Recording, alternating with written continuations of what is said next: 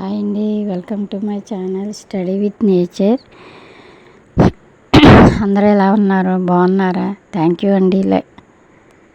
అందరూ నా ఛానల్లో ఉన్న వీడియోస్ని చూసి సపోర్ట్ చేస్తున్నందుకు ధన్యవాదాలు. చూడండి, ఈరోజైతే నేను నేలలో పెట్టిన దొండపాదుని అయితే చూపిస్తున్నాను. ఆ నేలలో పెట్టిన దొండపాదు మనం పందిరి వేయకుండా మనకి నారింజ చెట్టు ఉందండి. ఆ నారింజ చెట్టు మీదకి అయితే చుట్టూరు పాకించేసాము. నారింజ చెట్టు చుట్టూరు దొండపాదు వచ్చింది. కాయలు అయితే చాలా బాగా కాసిందండి. చూడండి, దొండకాయలు చాలా స్ట్రాంగ్గా ఉన్నాయి. ఆకుకి కూడా కాయలే ఉన్నాయండి. ఈ దొండపాదు బాగా రావాలంటే మనం ఎక్కువగా బియ్యం కడిగిన నీళ్ళు ఇచ్చుకుని దానికి మొక్క మొదట్లోని ఎగ్ సెల్స్ ఇంకా ఉల్లిపాయ పీల్స్ ఉంటాయి కదా, అవి మనకి కిచెన్ వేస్ట్ ఏది వచ్చినా కానీ మొక్క మొదల్లో వేసి కప్పెట్టేసామంటే మనకి కాయలు హెల్తీగా వస్తాయండి. ఏదైనా సరే మనం హెల్తీగా తీసుకోవచ్చు, వెజిటేబుల్స్ అయినా ఫ్లవర్స్ అయినా.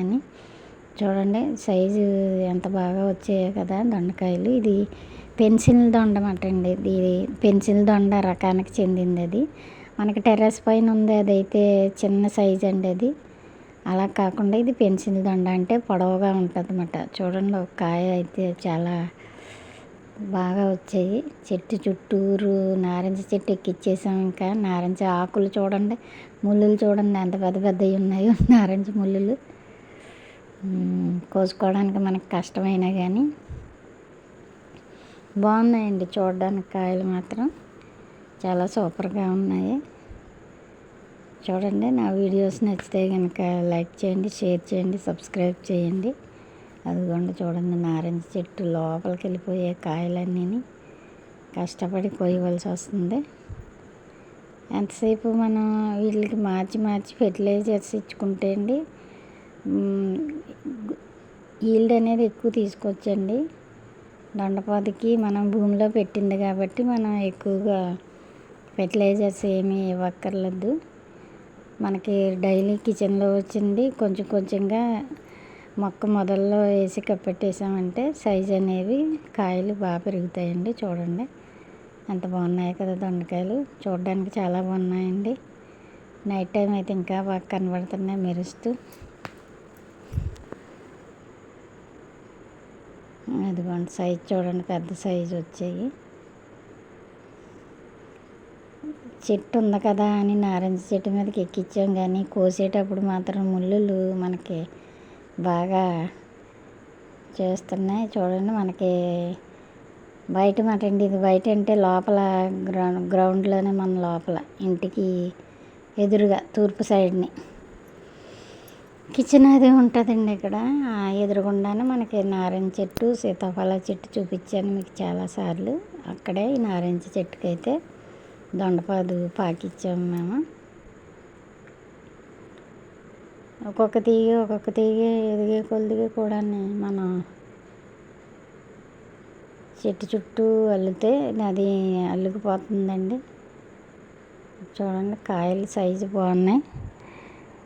దొండపాదు డైలీ కాస్తుందండి. ఎక్కువగా 1-2 సార్లు కాసిన తర్వాత మనం ప్రూనింగ్ చేసేసుకున్నామంటే మరలా చిగురులు వేసేసి ఆకుకి కూడా మనకి దొండకాయలు ఇస్తుందండి.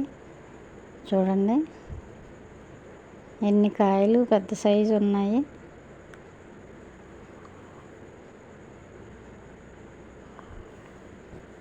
పెద్ద సైజు కాయలు ఉన్నాయి కదండి. ఈ వీడియో నచ్చితే కనుక లైక్ చేయండి, షేర్ చేయండి, కామెంట్ చేయండి. నా ఛానల్ సబ్స్క్రైబ్ చేసి సపోర్ట్ చేసిన ప్రతి ఒక్కరికి ధన్యవాదాలండి.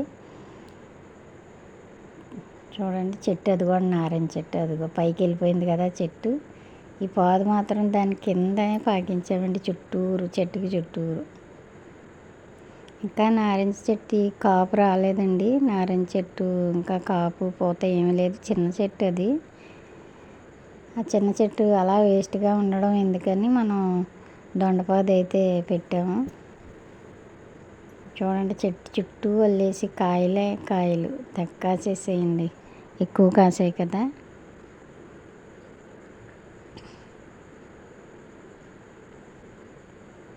బనానా పీల్స్,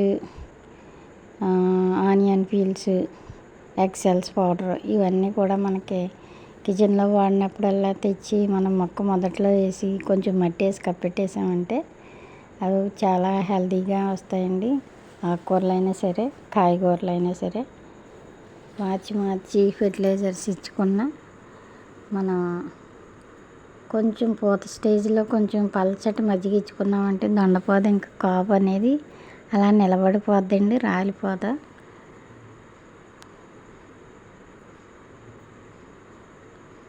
అన్నీ కూడా మనకి ఒకటే సైజులో వచ్చాయి, కాయలు ఒకటే సైజులో వచ్చాయండి. బాగున్నాయి కదా చూడడానికి. పందిరి కిందకి వెళ్ళి నారింజ చెట్టు కిందకి వెళ్ళి పైకి కన్నెత్తి చూస్తుంటే అవి ముళ్ళులు గుచ్చుకుపోతాయా అన్నట్టు ఉన్నాయండి. అంత బాగా అల్లేసుకుంది దొండపాదు. నారింజ చెట్టు చుట్టూరు అల్లుకుందండి. చూడండి కాయలు ఎన్ని అయితే వచ్చాయో, స్ట్రాంగ్గా వస్తున్నాయి.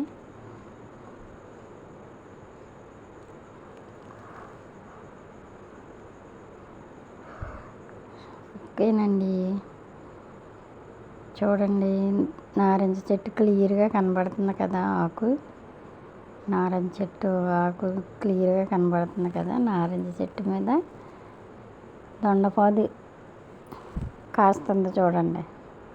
చూడండి మొక్క మొదల్లోని ఎక్సెల్స్, ఆనియన్ పీల్స్ అన్నీ వేసి ఉన్నాయి. ఎప్పుడు కిచెన్ వేస్ట్ అప్పుడే వేసేస్తానండి నేను.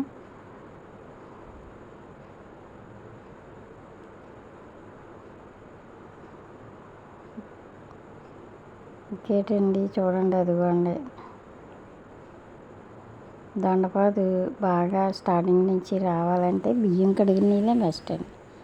బియ్యం కడిగిన నీళ్ళు వేసామంటే అది మళ్ళీ మనకి పూత రాలదు.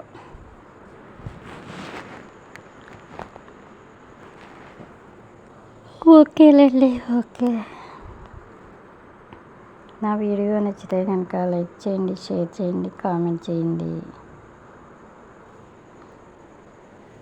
లాస్ట్లో మీకు చూపిస్తాను ఎన్నైతే కాయలు వచ్చాయో చూడండి. ఇంకా చిన్న చిన్నవి ఉన్నాయి.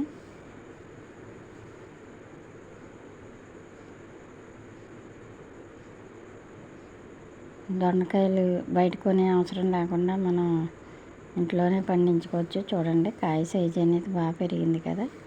ఇవన్నీ కూడా నేను కోసేసి మనకి ఒక ప్లేట్లో ఉంచి చూపిస్తున్నానండి మీకు. థ్యాంక్ యూ అండి. Thank you so much. Thank you. Bye అండి.